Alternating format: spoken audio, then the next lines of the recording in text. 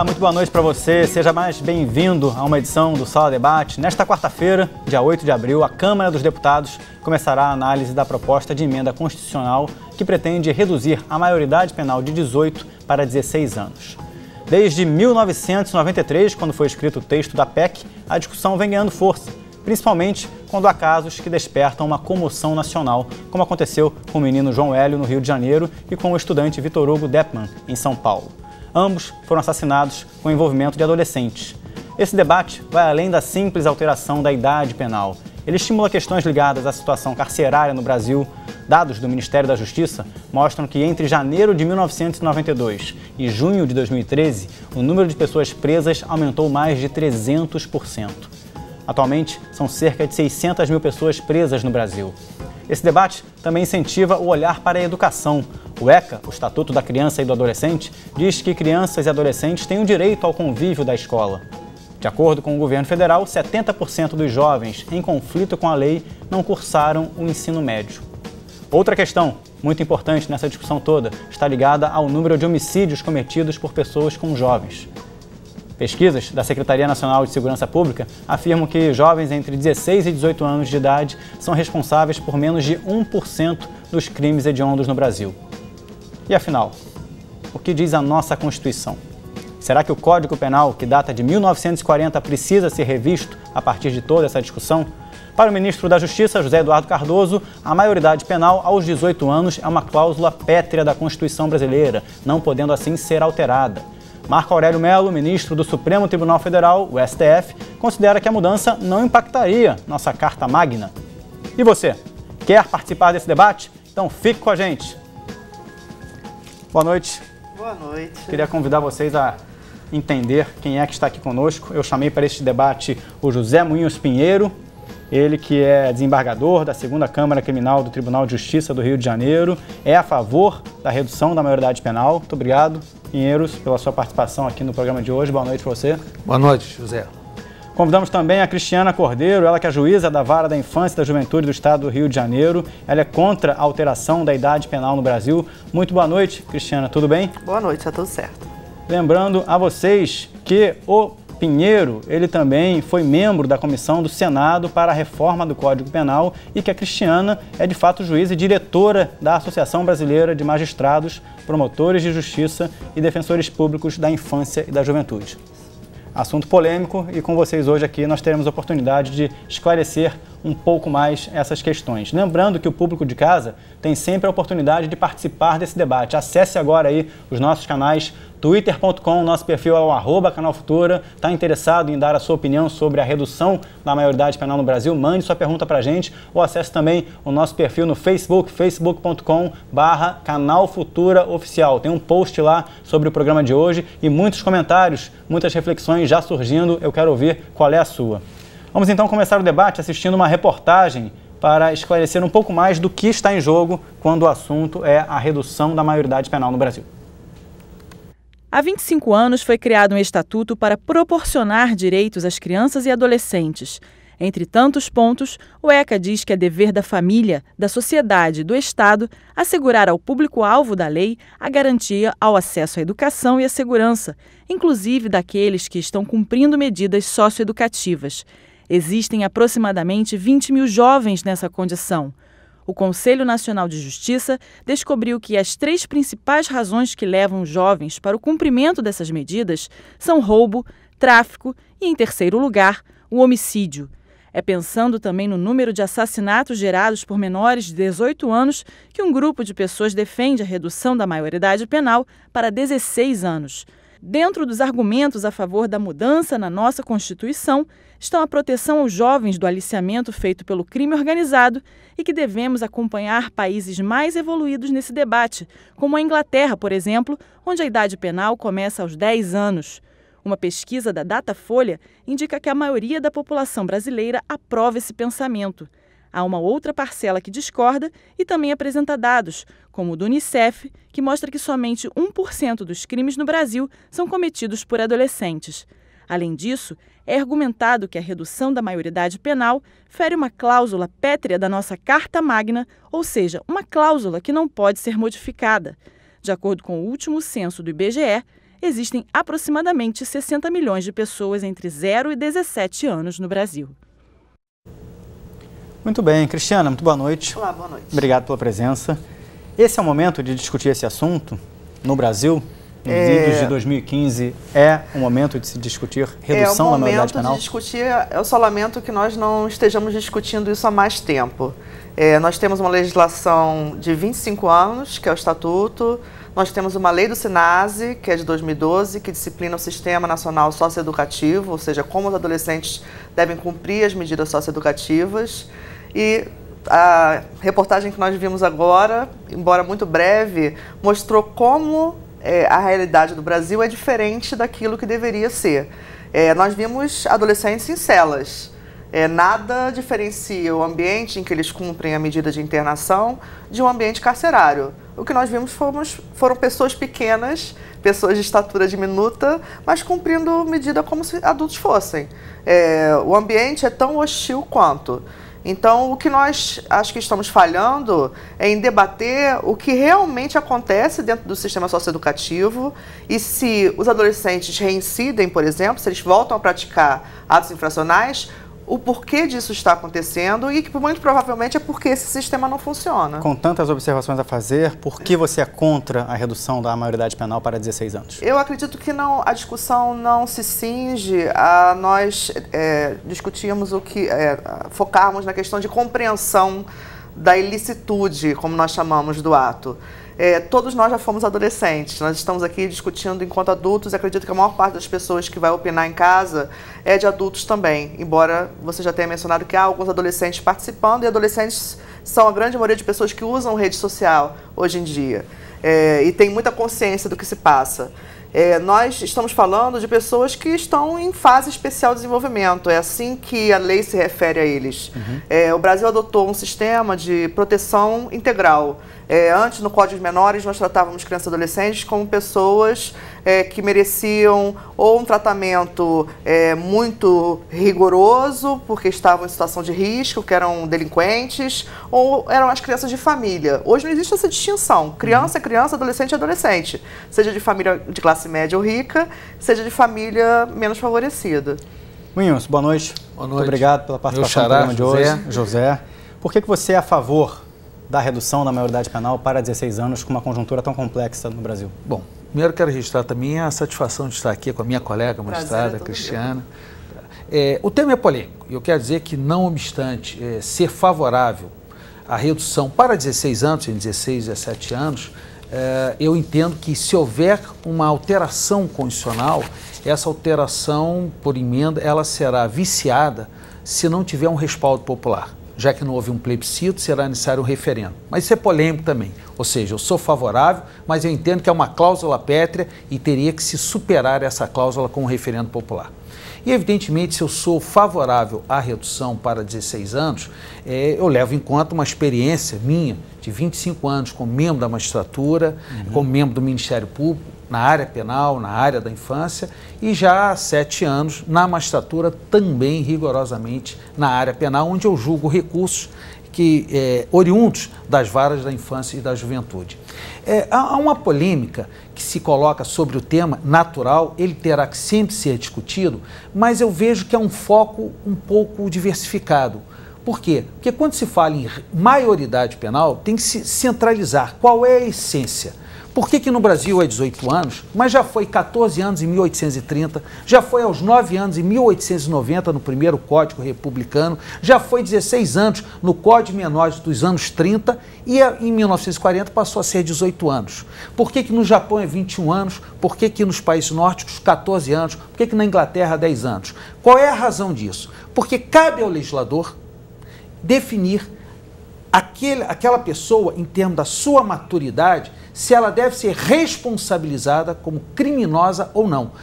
Há um engodo dizer que não há punição para o jovem infrator. É punido sim. Se é punido satisfatoriamente, se as condições são ideais para a recuperação, é outra coisa, importante. Mas não é a essência de discutir a redução. Munhoz, um argumento de quem é contra a redução da maioridade penal é de que se esses adolescentes, porventura, sejam condenados cooptados por pessoas envolvidas no tráfico de drogas, que essa cooptação aconteceria com uma faixa etária menor a faixa etária dos 15, 14 anos. Isso de fato não poderia acontecer? Poderia acontecer, mas não é isso que pode decidir ou condicionar a redução da maioridade. Por quê? A redução da maioridade tem a ver com a capacidade de um jovem, vamos dizer, com 16, 17 anos, entender a ilicitude de seus atos. O matar, o roubar, o violentar sexualmente alguém. Essa é uma outra discussão, né? Existe uma discussão para se os jovens nessa idade têm esse entendimento. Na sociedade brasileira, não só os membros da área jurídica, mas os psicólogos, a sociedade como tal, os psiquiatras, os acadêmicos, enfim, as mães, os pais, se entendermos que um jovem aos 16 anos, 17 anos, tem entendimento dos seus atos e as consequências desses atos, e esse ato sendo criminoso, ele deve responder. Você entende que ele tem? E eu entendo que sim. Na realidade brasileira, um jovem de 16 anos hoje, com grau de informação, ele tem. Mesmo podendo votar e não podendo dirigir?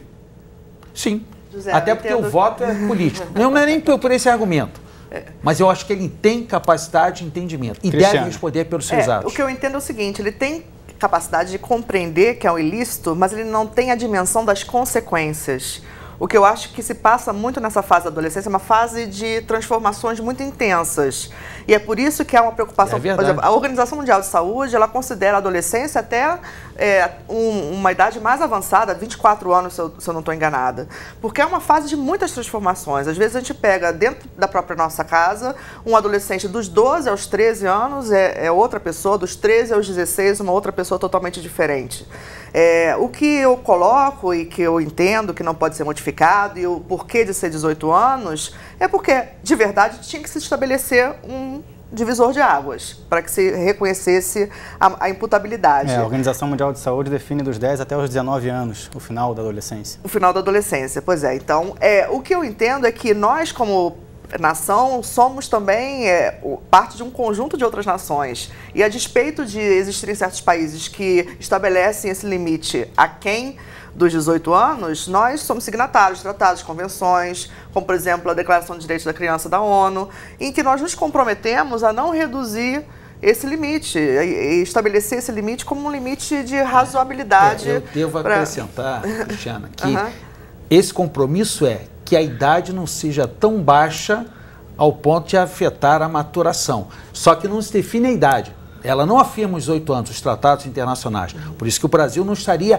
descumprindo qualquer compromisso internacional. Agora, será que o nosso jovem aos 16, 17 anos tem essa capacidade? Essa é a discussão. Vamos trazer a discussão para o público que nos assiste em casa. Temos aí pessoas já mandando comentários. A Cassandra, o Pedro Arthur, que é adolescente. Olha, ele fala o seguinte: estou nessa idade e acho que se adolescentes podem tirar vidas de inocentes e destruir famílias como adultos, também podem ser punidos como adultos. Está aí a opinião do Pedro Arthur. A Cassandra, eu espero que eu pronuncie seu sobrenome corretamente. Cassandra Zuberski. Trabalho com crianças e adolescentes. O Brasil até hoje não garante o mínimo de políticas públicas para a infância e juventude. Como admitir a redução da maioridade penal sem a garantia de acesso à saúde e educação? Essa é uma outra discussão que sempre vem, né? A questão de nós associarmos uma discussão como essa na consequência de um ato e não na prevenção, né? Como a legislação pode ser utilizada para prevenir e não só para remediar. Moinhos, como você defenderia uma posição que fizesse uma contraposição aqui à Cassandra de que se não tem acesso para a saúde e educação para pessoas de baixa renda, como nós vamos também permitir que... eu devo dizer que, da mesma maneira, se não há para o jovem de 16, 17 anos, eu diariamente, hoje eu participei de uma ação de julgamento, mantive condenações de jovens de 18, 19 anos, que também não tiveram o mesmo acesso. Então, por que aos 18 anos ele poderá ser responsabilizado e com 17 anos e 11 meses não? Essa é uma outra discussão. Lei penal, legislação penal, ela não é a solução melhor para impedir a criminalidade ou reduzir a criminalidade. Ela contribui para inibir. O Código Penal prevê até hoje crime de homicídio, pena até 30 anos. E, no entanto, as pessoas matam. Duas leis que estão, a Maria da Penha e a lei que impede o uso de bebida alcoólica na direção, são leis que são aplaudidas pela sociedade. No entanto, não é isso que vai impedir motoristas de serem irresponsáveis e de homens baterem em suas mulheres, suas companheiras, mas inibe, contribui para inibir, para reduzir. Então eu acho que a política de segurança é uma coisa, uma lei penal que reduza poderá contribuir, mas não é ela que vai acabar com a criminalidade que é inata ao ser humano. Cristiana. Isso que o Munhoz colocou tem muita pertinência, porque eu acho que o clamor da sociedade tem a ver com segurança pública. E a segurança pública está atrelada às pessoas terem igualdade de condições. Recentemente houve um episódio numa escola aqui no Rio de Janeiro, na Tijuca, muito interessante, acho que é emblemático dessa situação. Eram crianças crianças de uma escola particular que vinham sendo assaltadas por adolescentes uniformizados com uniformes de uma escola pública. A atitude dos pais dessas crianças da escola particular foi ir até a porta da escola munidos de pedras e correntes para proteção de seus filhos. E a medida que o jornal dizia que tinha sido adotada no bairro era aumentar o policiamento. Hoje nós falamos muito em justiça na questão de restauração, de justiça restaurativa, de mediação. Ou seja, tudo que se precisava ali era de se instaurar uma medida restaurativa, um círculo restaurativo entre aquelas crianças, porque um pai chegava ao cúmulo de dizer assim, se é que aquela criança ali uniformizada é um aluno, pode ser um simples ladrão disfarçado de aluno. Mas não, aquela criança é um aluno sim, que vê o outro aluno da escola particular com a mochila que ele quer, com o tênis que ele quer, mas não há igualdade de condições. Né? Vamos trazer para esse debate, a gente vai ter a oportunidade de trazer para esse debate no primeiro bloco um companheiro, um colaborador que é favorável à redução na maioridade penal e no segundo bloco uma colaboradora que é contra a redução. Vamos falar agora com Lennon Pereira, ele que é técnico em informática, vai conversar conosco pela internet, ele fala aqui do Rio de Janeiro. Boa noite, Lennon, tudo bem? Boa noite a todos. Obrigado aí pela oportunidade de participação no programa. Muito obrigado a você, Lennon. Lennon que tem 41 anos, ele trabalha em uma empresa de informática, é casado, não passou aí recentemente por nenhum episódio de violência, mas é a favor da redução da maioridade penal para 16 anos. Lennon, queria que você explicasse os motivos que o levam a pensar dessa maneira. Por que você quer reduzir a maioridade penal para 16 anos e acha que essa é uma boa medida para o Brasil? Bom, primeiro uma colocação, não acredito que isso vai resolver o problema da violência e da criminalidade no Brasil. O problema do comportamento da sociedade brasileira vai muito além da redução da maioridade penal. Apenas fazendo um contraponto, eu discordo com a tese defendida pela juíza da igualdade de condições, porque se fosse assim, numa mesma família, você não teria um irmão estudante trabalhador e outro irmão bandido. Tá? Então, discordo um pouco dessa tese. O que eu vejo hoje é que os adolescentes são aliciados pelo tráfico e ficam impunes. Ficam impunes porque você vê que a polícia já cansa de prender essas pessoas. Ele prende um menor na esquina, no dia seguinte o menor está afrontando o policial novamente. A sociedade, o cidadão, quando é assaltado por um menor de idade, muitas vezes ele nem presta queixa. Então eu desconfio um pouco dessas estatísticas também. Eu canso de ver amigos e conhecidos dizendo o garoto veio, levou minha bolsa, ou quebrou o vidro do meu carro, mas tinha 16 anos, não adianta eu ir lá dar queixa na polícia porque amanhã ele está na rua de novo. Então esses jovens que têm noção total dos seus direitos, que quando ele é preso por um policial, a primeira coisa que ele grita é: sou de menor, não encosta em mim. Nós estamos cansados de ouvir isso. Ele tem que ser responsabilizado também pelos seus atos. Agora, Lennon, você não acredita que essa medida poderia segregar mais ainda a situação relacionada a jovens pobres e negros, que normalmente estão no topo das estatísticas de pessoas sem acesso à qualidade de vida, sem acesso ao emprego, sem acesso à educação, que estão mais vulneráveis nesse sentido? Você não acredita que uma redução como essa poderia segregar mais ainda a sociedade?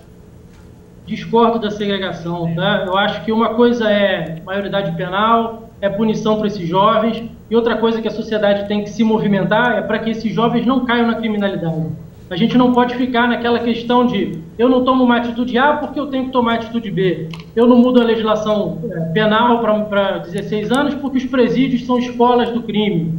Nós temos que resolver todos os problemas, temos que começar de algum ponto. Eu acho que a posição da sociedade que nós estamos vendo, da sociedade protestando, apoiando a decisão de reduzir a maioridade penal, é uma forma da sociedade se manifestar dizendo que ela quer dar um basta nisso tudo.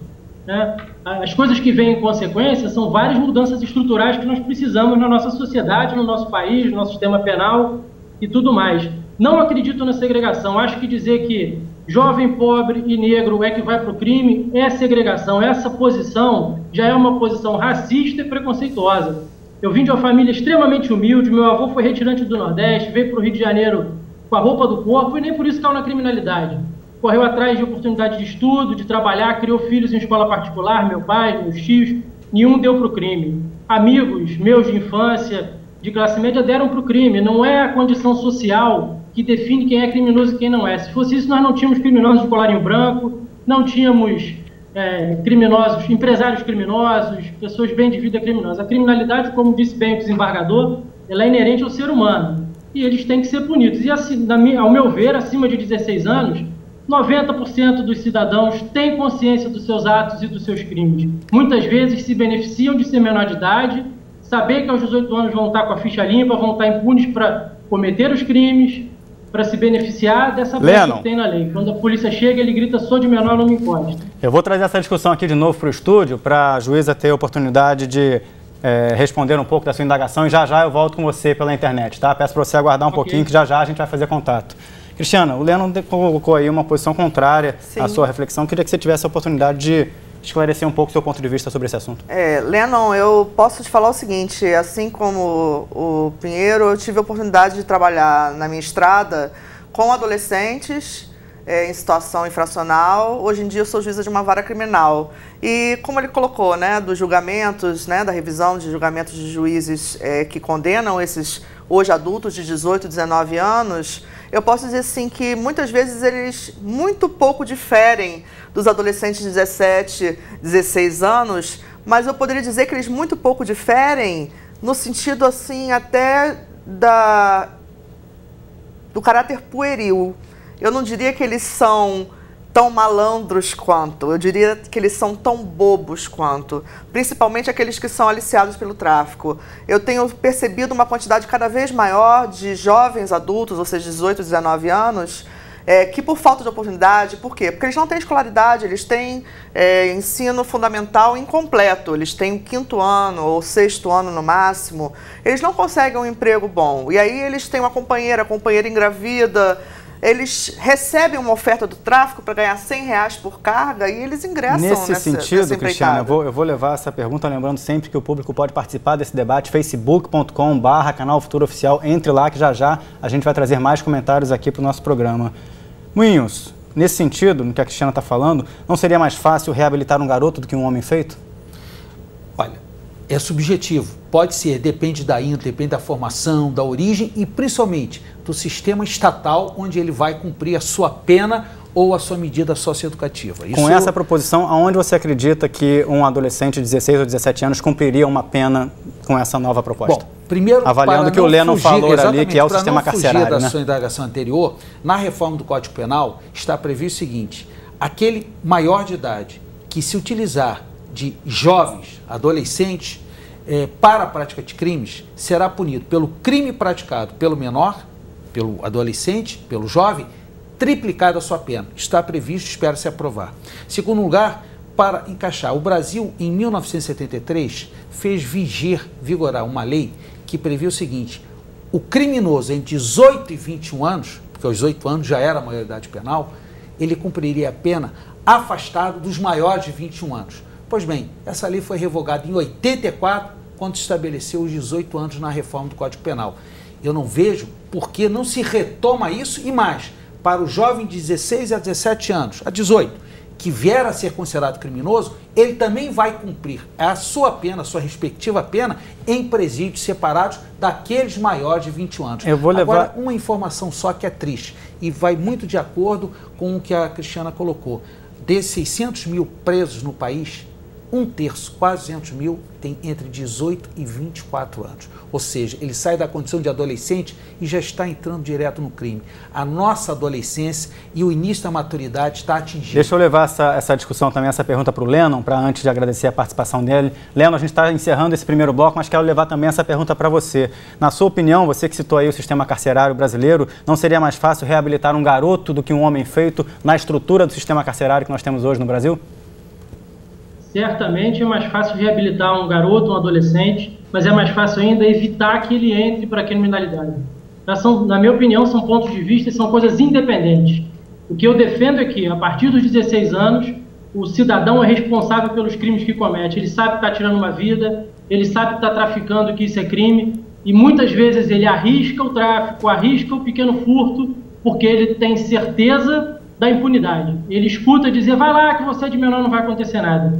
Você acha que isso aconteceria com a idade de 14 para 15 anos, que essa faixa etária seria reduzida e assim sucessivamente, caso a maioridade penal passasse para os 16? Eu acho que não aconteceria. Tá? Por quê? Eu acho que não aconteceria. Eu acho que aos 16 anos, fisicamente, o cidadão é mais forte, é mais bem formado, é mais preparado para ser um avião do tráfico, para ser um soldado do tráfico, para enfrentar um adulto na rua. Aos 14, 15 anos, a própria estrutura física da pessoa ainda não está pronta para ele ser tão nocivo à sociedade, para que o tráfico possa utilizar esse cara com armamento pesado. Ele não tem força para segurar uma metralhadora, um fuzil. Um garoto de 16, 17 anos é muito bem preparado para enfrentar um pai de família, enfrentar uma mãe de família, enfrentar um policial, um taxista, um cidadão de bem na rua. Tá Quanto legal. mais novo, mais difícil.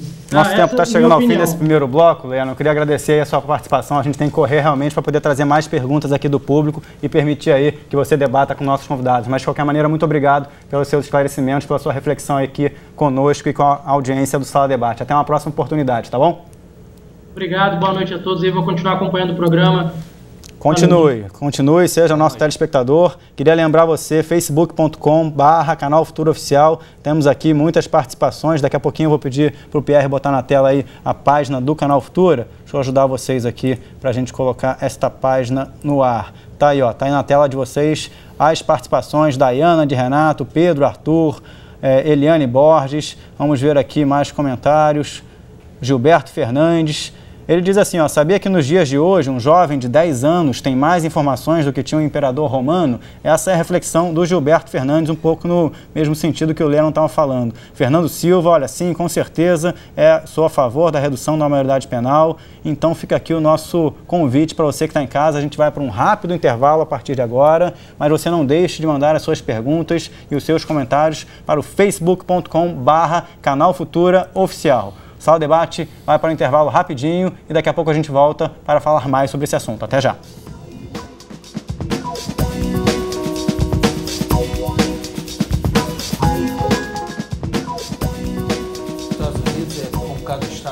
Vamos lá, boa noite. Estamos de volta com o segundo bloco do Sala Debate, que nesta noite debate a proposta de redução da maioridade penal no Brasil dos 18 para os 16 anos. Está interessado sobre esse assunto? Entra lá no facebook.com/Canal Futuro Oficial, deixe o seu comentário para os nossos convidados aqui no estúdio. Eu estou com José Moinhos Pinheiro, ele que é desembargador da 2ª Câmara Criminal do Tribunal de Justiça do Rio de Janeiro e foi membro da Comissão do Senado para a Reforma do Código Penal. Conosco também está a Cristiana Cordeiro, ela que é juíza e diretora da Associação Brasileira de Magistrados, Promotores de Justiça e Defensores Públicos da Infância e Juventude. Ela é contra a redução da maioridade penal, ele é a favor. Cristiano, você estava dizendo no início do bloco anterior sobre as condições pelas quais passa um adolescente cumprindo medida socioeducativa, que já é uma condição de privação, que já é uma condição de punição. Isso também não traz um argumento de que se essa punição fosse feita num outro tipo de sistema carcerário, também não poderia ser representada uma mesma forma de punição? Nós, na verdade, descumprimos o que a lei determina. Nós temos medidas em meio aberto e medidas em meio fechado. As em meio fechado, ou seja, com restrição da liberdade, são a semi-liberdade e a internação. A internação deveria ser cumprida em módulos com pequeno número de adolescentes, em que o adolescente iria galgando direitos num sistema de meritocracia, ou seja, ele está bem comportado, ele está se escolarizando, está cumprindo as tarefas dele, frequentando os cursos, e ele vai se aprimorando e seguindo esse fluxo. Eu tive a oportunidade de trabalhar durante 5 meses aproximadamente no CNJ, num setor que fiscalizava unidades socioeducativas no Brasil inteiro, e visitei 14 estados aqui do país.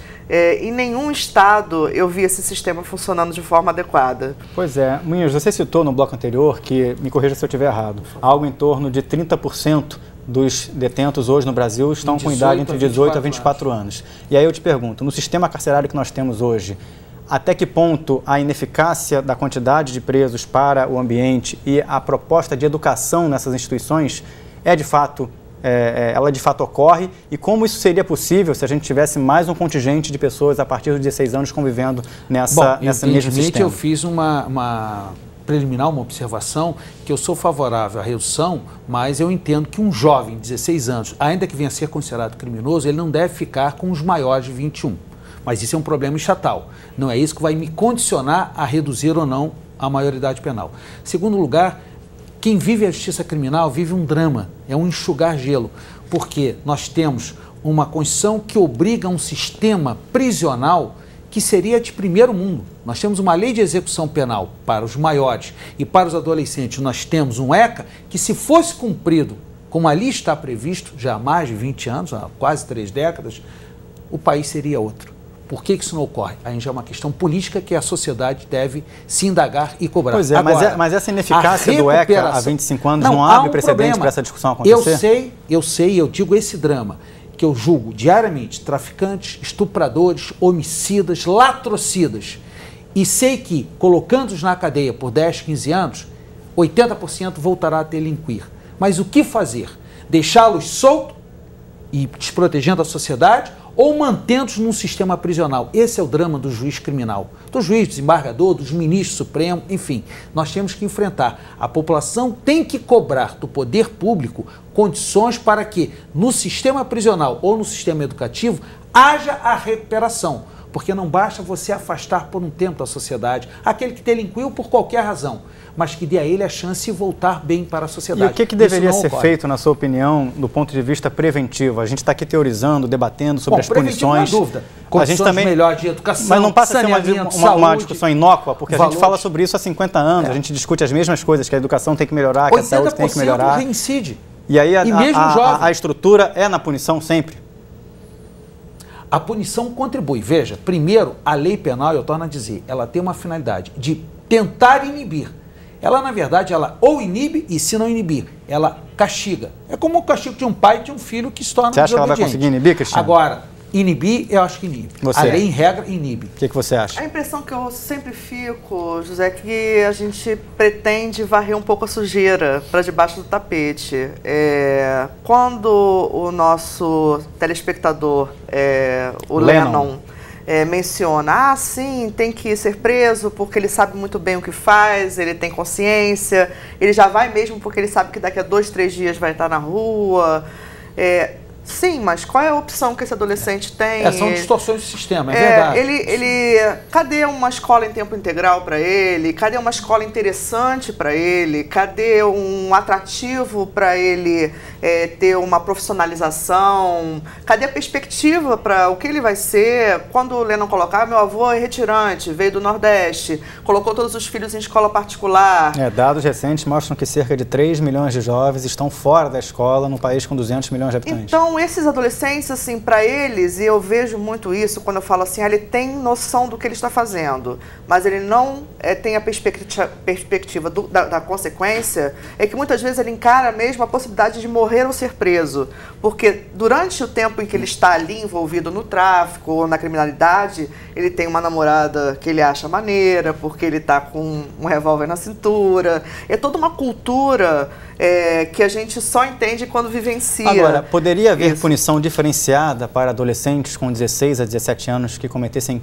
delitos, crimes hediondos? Uma pena diferenciada? Dentro do que se propõe, né? Nós estamos assim com dois paradoxos, não condiciona a redução a que o jovem vai cumprir a mesma pena daquele mais velho, de 21 anos. Hoje mesmo, aquele que é menor de 21 e maior de 18 anos, ele já tem a sua pena reduzida. Eu entendo que um jovem de 16, 17 anos, caso se torne criminoso pela legislação, ele possa ter sua pena pela metade em relação ao adulto. Isso é outra coisa. Isso pode ser uma consequência a ser examinada. Não terá que ser a mesma pena. Não terá que ser o mesmo presídio. Então e isso é que não pode ser objeto da discussão. A discussão é a capacidade de entendimento e de responsabilização. Muito bem, nossa equipe foi às ruas de São Paulo ouvir em parte a população paulista sobre esse assunto. Vamos ver o que o povo trouxe para o nosso debate.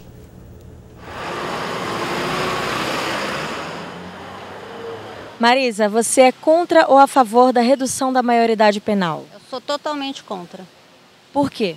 Porque eu acho que tem que ser investido na criança, já nos primeiros anos de vida. Não adianta você querer parar lá nos 16 anos aquilo que ela não foi feito nos primeiros anos de vida. E você acha que a lei aplicada, ela serviria para jovens de todas as classes sociais ou você acha que prejudicaria mais o jovem da periferia? Não, eu acho que a lei é igual para todos e não acho que prejudicaria, não. Não, ela já não é igual para todos os jovens, né? Você vê como a polícia age na periferia, como que ela age em Higienópolis ou então no Morumbi, onde tem as pessoas de dinheiro, ela age de uma maneira muito mais tranquila. E a forma truculenta quando ela age isso vai dar autoridade, aumentar ainda a violência e eles vão poder fazer isso com crianças que já fazem, mas oficialmente agora, né?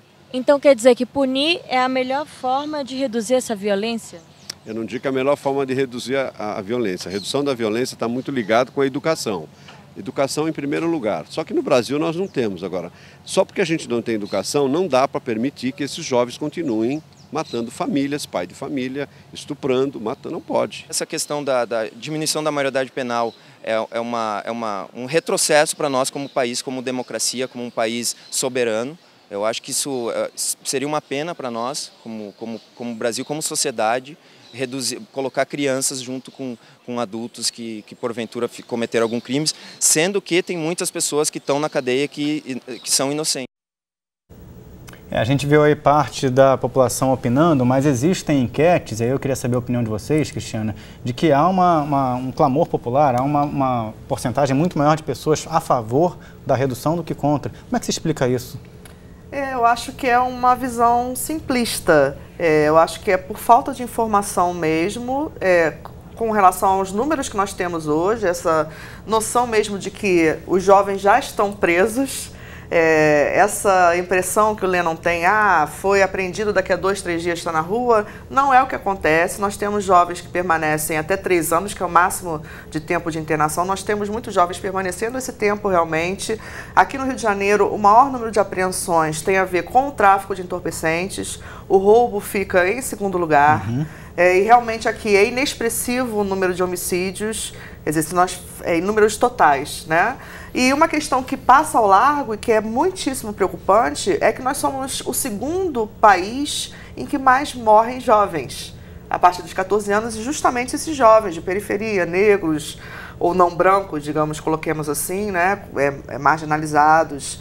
Essa discussão não entra em pauta. O que entra em pauta é precisamente jogar esses jovens para dentro de uma cadeia. E nós sabemos que uma outra questão que dificulta a socialização ou educação na cadeia, essa educação que não foi proporcionada antes, é que hoje a divisão das pessoas na cadeia não se dá por compleição física, não se dá por tipo de delito, é por facção. Ainda temos esse problema tem no esse país. Problema nas metrópoles. Agora, Cristiana, como, com a legislação vigente hoje, poderia se legislar a respeito dos adolescentes envolvidos com crimes hediondos? Eu não Porque descarto, é uma situação que choca a sociedade. Eu não descarto a possibilidade fazer? de nós sofrermos uma alteração no Estatuto da Criança e do Adolescente para ampliar os prazos de internação, realmente para determinados tipos de ato infracional, que é o que comete o adolescente, né, equiparado a um crime. Aliás, seguindo a colocação da Cristiana, o senador Aloysio Nunes apresentou uma proposta de emenda que me parece bem razoável, porque ela não é radical.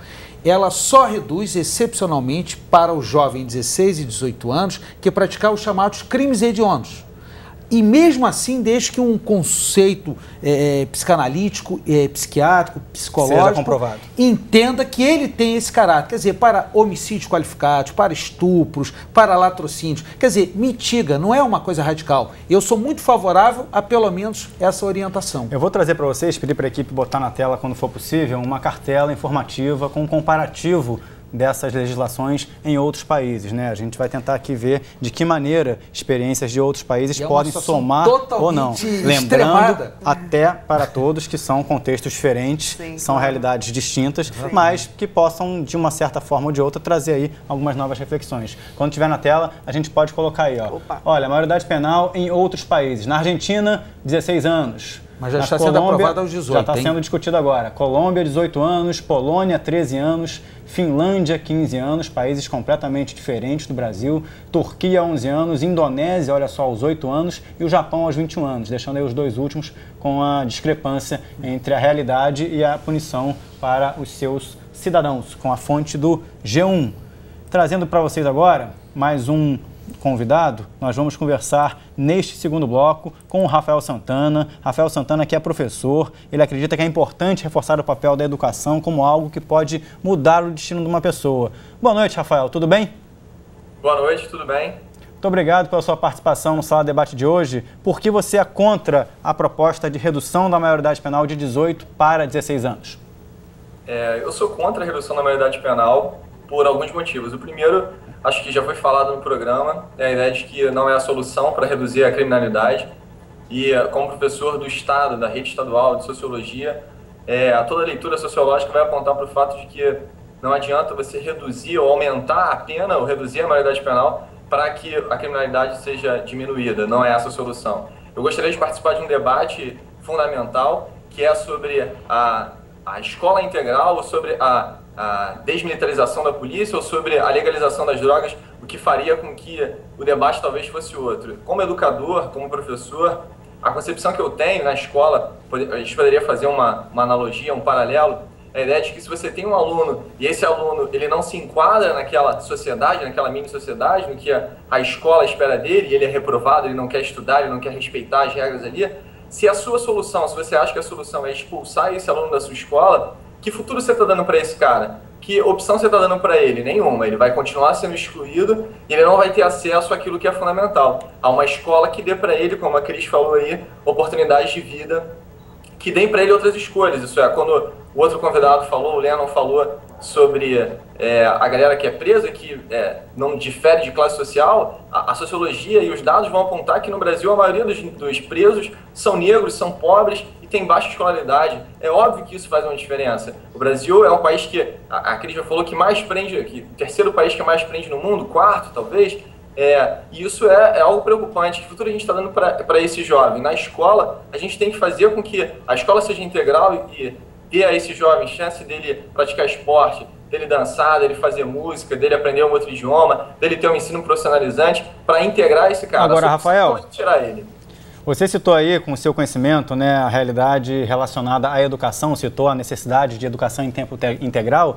Como é que se resolve uma equação como essa com a estrutura que está consolidada hoje? Nós temos a discussão sobre os royalties do petróleo para a educação completamente fadada, não ao fracasso, mas uma nova rediscussão por conta da crise na Petrobras. Nós temos uma pátria educadora que está vindo por aí com um desafio imenso para o novo ministro da Educação. Nós temos o Estatuto da Criança e do Adolescente completando 25 anos, como você bem falou, com desafios imensos para poder permitir que adolescentes cumpram medida socioeducativa a ponto de retornarem para a sociedade. Pensando nisso, como agir nesse sentido que não fosse com uma redução da maioridade penal? Que alternativas você veria, além das óbvias de que precisamos melhorar a educação, precisamos melhorar a saúde? Como é que tecnicamente a gente combateria, permitiria a redução da violência?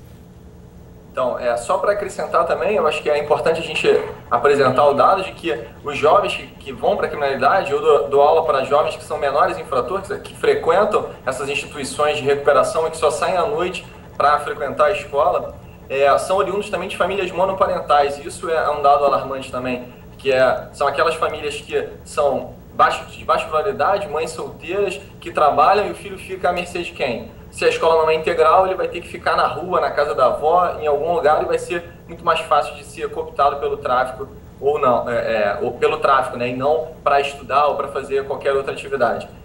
O investimento teria que ser maciço na educação, você falou, isso é redundante, mas o investimento, infelizmente, que a gente vê no estado do Rio de Janeiro é da gente tentar armar ainda mais a polícia, ocupar, fazer ocupações militares, o que é algo vergonhoso num país que teve ditadura militar, ao invés de você gastar esse dinheiro na educação, que parece algo impensável, né? Mas a escola, eu acho que é a chave para a gente resolver isso. E enquanto a gente não consegue colocar a educação integral, é preciso que a gente pense numa maneira de trazer esse jovem para a escola, para que ele fique na escola, mesmo que a escola não seja integral, com aula ou com outra atividade, mas que ele fique na escola. Porque essa é uma reflexão muito importante, Rafael, sobre a permanência do cidadão, do adolescente, da criança, do jovem na escola. Eu vou pedir para você continuar aí na linha conosco, que eu vou trazer essa sua reflexão aqui para o nosso convidado, o Munhos, que estava aí para comentar sobre esse assunto antes de eu trazer a bola para a participação na internet. A gente tem uma participação aqui que eu queria a sua reflexão. Por favor. O Leonardo Araújo, ele falou, olha, boa noite, eu sou a favor da lei, mas acho que se não tiver um sistema que o jovem possa estudar e aprender uma profissão, não vai adiantar nada ele ter que ser colocado dentro de uma penitenciária ou coisa que o valha. E é ter até uma bolsa que ele possa voltar à sociedade educando. O que você tem a dizer sobre um comentário como esse? O que você acha que isso poderia somar? É evidente que nós temos até que concordar, na essência, essa afirmação. Também vamos tirar um certo mito. Não podemos pensar que todo centro de internação, mesmo para aplicações de medidas socioeducativas de semi-liberdade, são péssimos. Não, muitos recuperam no Brasil. Temos que também elogiar os agentes, todo o sistema nessa parcela. Pena que é reduzido. Assim como o sistema prisional, e não é só do Rio de Janeiro, mas você encontra pelo Brasil presídios e penitenciários em que o trabalho realizado geralmente é quase que por isolados quixotes na direção, no sistema, que conseguem recuperar. Agora, por que isso não é feito abrangentemente, 100%? Aí é prioridade de orçamento, é a questão de se colocar como segundo plano aquele que está detido, aquele que está em sistema de internação. Não há dúvida que a educação é fundamental, mas o Lennon falou uma coisa que também é importante verificar. Há uma questão da índole, e isso eu verifico na minha experiência. Posso estar equivocado, mas nesses mais de 30 anos de exercício da vida forense criminal, eu quero dizer que famílias que tiveram a mesma condição estrutural que seus filhos, você tem um filho que debanda, que cai na criminalidade, e outro ao contrário. É um profissional, um estudioso, é uma análise bem subjetiva, né? Queria até a opinião, Cristiano, não podemos se podemos metrificar vai dessa resolver maneira. Tudo. Até claro. Porque muitas pessoas muito bem formadas estão em Operação Lava Jato, grandes empresários, formados no exterior, o resultado parece que não é bem esse. Mas não é só a educação, a educação é essencial para todos. Existem dados claros do mapa da violência no Brasil entre o perfil do adolescente que morre no país. Sim, não há dúvida nenhuma. Até numa covardia. O aparelho estatal é o maior criminoso nesse particular.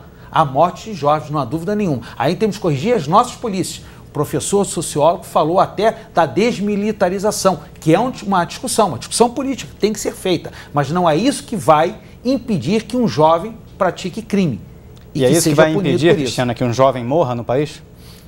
A desmilitarização, a gente a redução da maioridade penal para 16 anos. Não, de forma alguma. A gente, essas mortes de jovens, geralmente escamoteadas nos chamados autos de resistência, né, que a gente tem diversos, assim, poderiam ser evitadas, não com o aprisionamento dos jovens, mas com uma medida tão simples quanto monitorar todas as intervenções policiais. Por que todas as intervenções policiais não são filmadas, como é em outros países, por exemplo?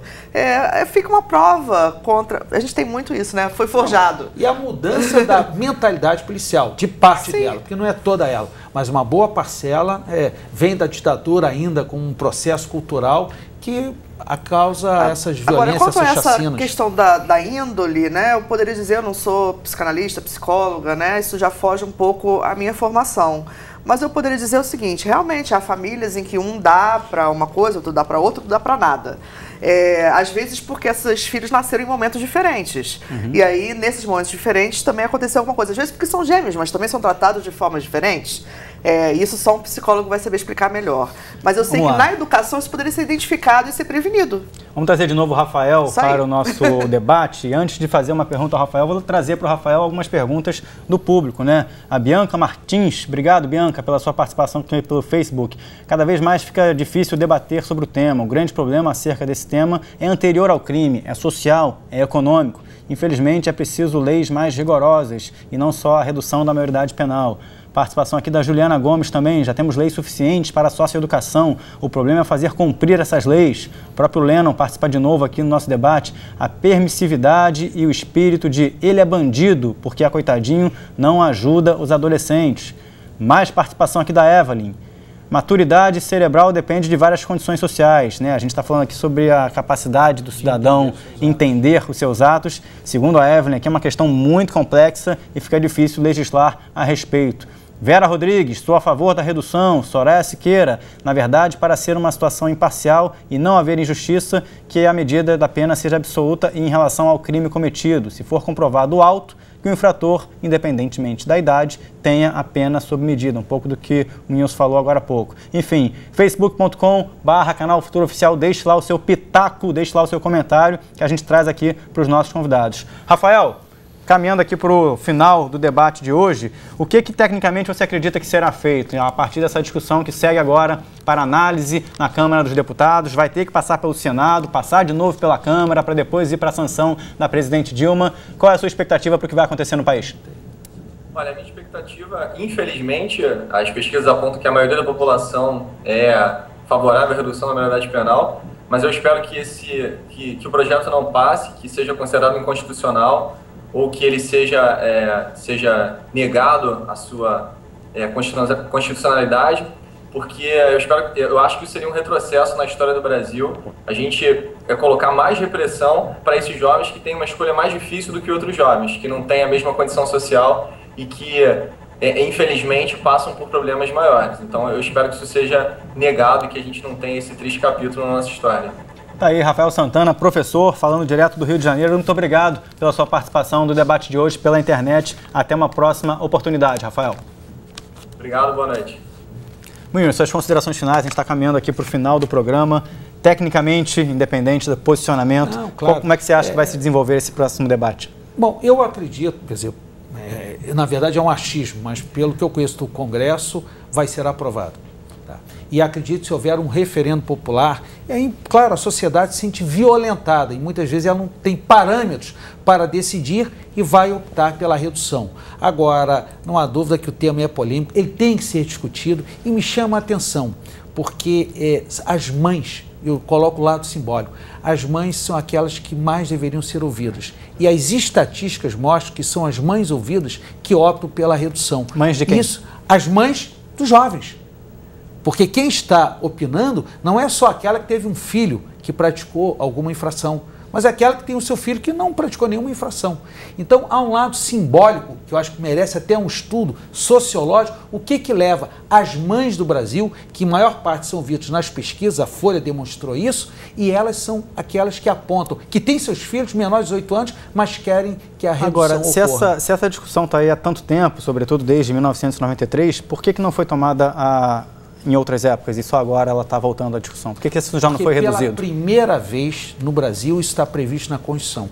Até 1988 era previsto ou no Código Penal ou na legislação de menores. Pela primeira vez veio para a Constituição e com a Constituição ficou aí o sistema, quer dizer, só por uma emenda constitucional em que se questiona até a possibilidade ou não de alteração, se é cláusula pétrea ou não. Então é por isso, de 93 para cá é por isso. É cláusula pétrea ou não? Eu entendo que sim. E o que significa isso para o público brasileiro que não conhece? Que não basta uma emenda aprovada pelo Congresso Nacional, é necessário um referendo popular, porque sendo cláusula pétrea, a Constituição não pode ser modificada por mera emenda. Muito obrigado. Cristiana, suas considerações finais, a gente chega no final do programa.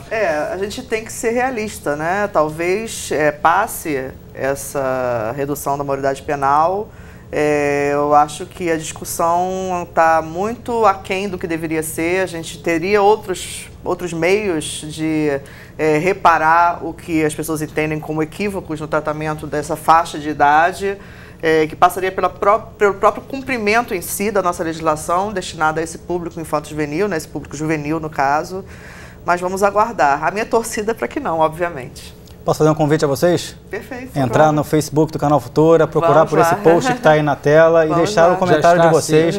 Nós estamos aí com muitas pessoas deixando o seu comentário. Aqui, ó, vamos botar aí na tela daqui a pouco, facebook.com. Espera aí que eu vou abrir aqui, porque eu estava com outro sistema. Agora sim, estamos aqui com facebook.com. Procurem esse post aqui, ó, sobre a proposta de redução da maioridade penal. E aqui existem muitos comentários. Eu acho que até em satisfação, em agradecimento ao público que participou por aqui, seria legítimo que vocês entrassem e colocassem ali em poucas palavras o seu ponto de vista a respeito dessa questão para ficar na memória do programa. Perfeito. Combinado? Ótimo. Muito obrigado pela participação de vocês. Muito obrigado ao Rafael, ao Leno. Até uma próxima oportunidade, gente. A você de casa que participou do programa pelo Facebook, pelo Twitter, que está aí acompanhando com a gente pela internet ou pela tela da TV, muito obrigado. O Sala Debate volta aos domingos também, com a reprise às 9 da noite. E na semana que vem vamos fazer um balanço do programa Mais Médicos. Até que ponto esse programa veio para mudar a realidade da saúde em alguns municípios brasileiros ou não, trouxe ainda outros desafios. Meu muito boa noite para você, muito obrigado e até a próxima.